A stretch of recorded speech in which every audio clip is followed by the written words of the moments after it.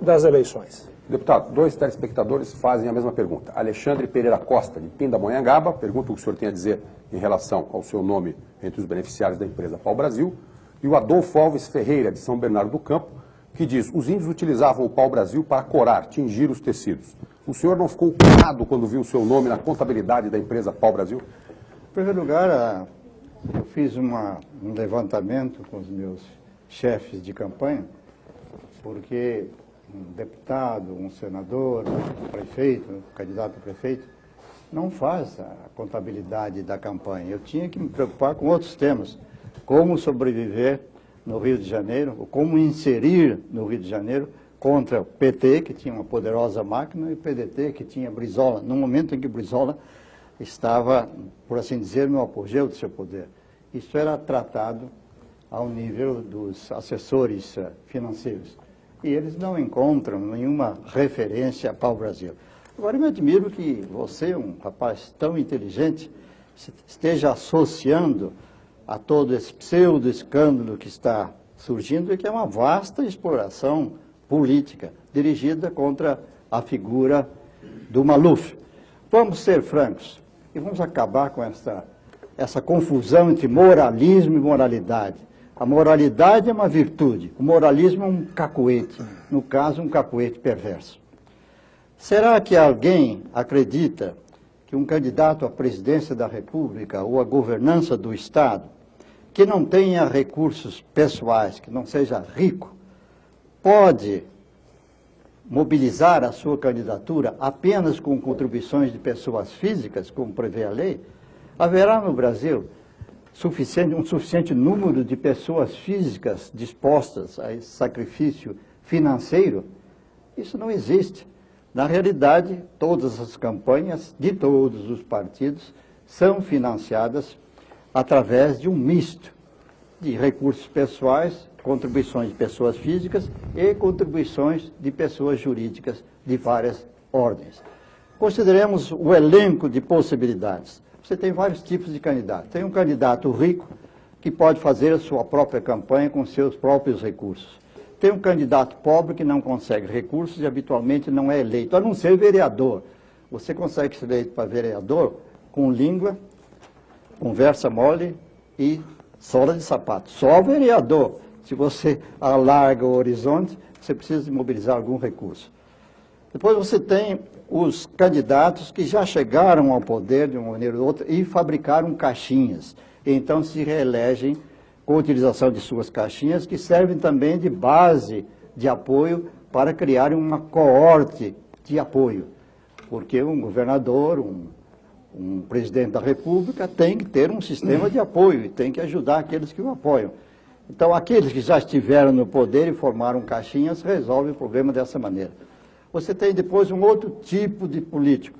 É o político que não está no poder, que não tem caixinha, mas que consegue nomeações para empresas estatais ou autarquias.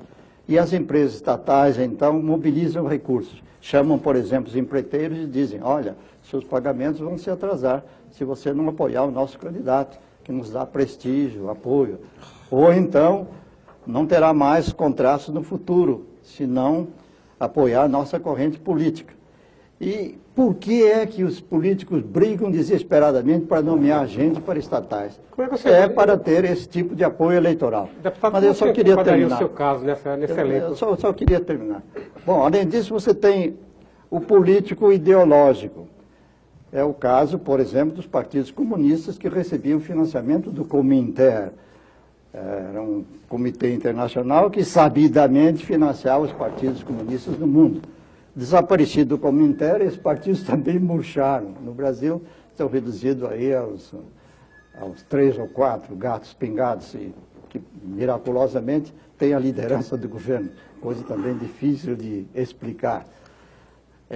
Esse financiamento do Cominter é conhecido, os partidos de esquerda comunista tinham tradicionalmente esse tipo de financiamento.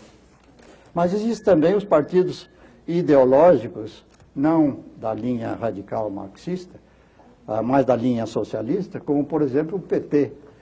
O PT recebe contribuições de sindicatos nacionais e estrangeiros.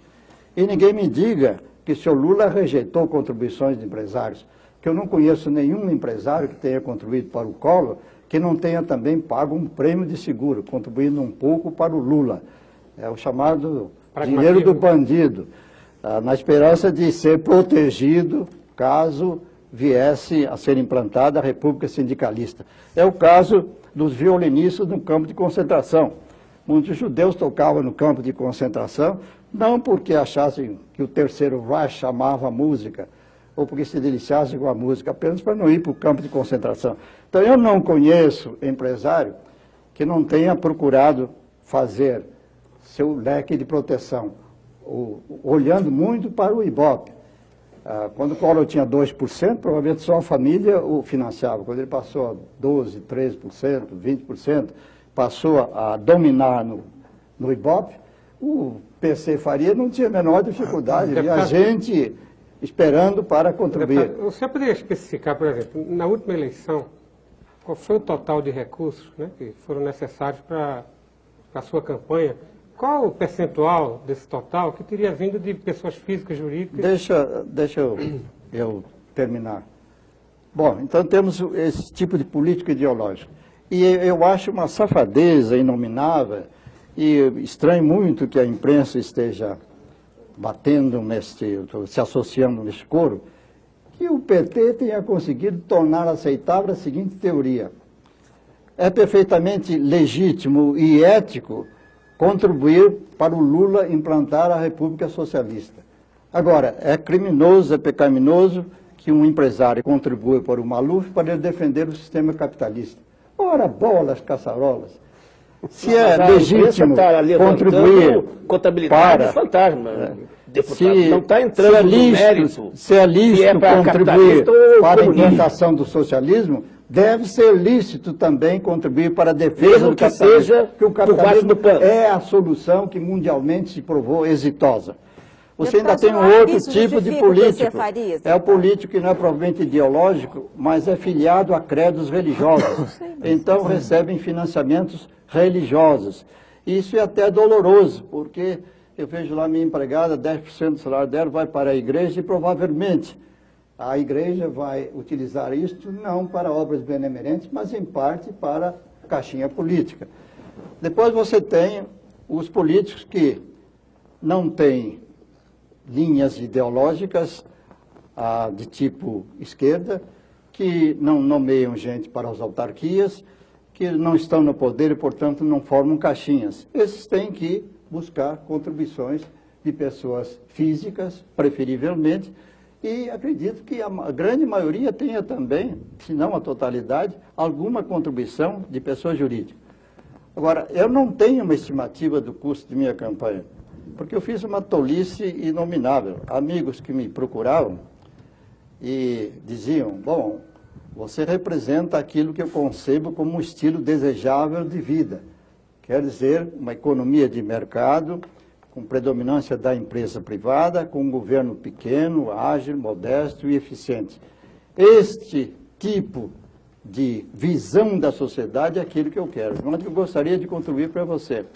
Como é que você quer? Eu então caí na tolice de dizer, não, eu quero material, esse negócio de dinheiro é perigoso, sei lá, não gosto disso, tal. Quero que me dê material, propaganda, transporte, coisas assim. Foi um erro fatal, porque quando chega na reta final, a gente precisa de dinheiro mesmo. Sua relação, então, com o pianista João Carlos Martins, ela é apenas admiração musical? Você tem alguma... Eu conheço o João Carlos Martins, o que há 30 anos. Eu conheci em 1961, quando era embaixador em Washington. E ele chegou lá como um pianista que desejava se lançar. E até um episódio curioso, se me dá tempo, eu até posso contar. Eu tinha chegado a Washington há 3 dias, isto era mais ou menos começo de outubro de 1961, no governo Kennedy, e fui convidado por um jornalista que tinha trabalhado no Brasil, Ted Schultz, que era correspondente do New York Times, para uma festa. Ele me disse, você vem a essa festa porque eu sou correspondente do New York Times, todo mundo político de Washington vai lá, porque precisa da opinião do New York Times. Então você vem que eu te apresento logo a todo mundo. Eu fui, tomei uns drinks, fui apresentar várias pessoas, e de repente chega uma moça com um ar de hippie e me diz, que droga de embaixada é essa? Eu disse, mas como droga de embaixada? Estou chegando há poucos dias. E por que sou uma droga? E por que a embaixada é uma droga? É uma droga porque todas as embaixadas prestigiam os talentos musicais que vêm, ou culturais que vêm a Washington. E chegou aqui um rapaz, está hospedado comigo, há 3 dias, que é um grande intérprete de bar, um grande pianista, e a embaixada não fez nada.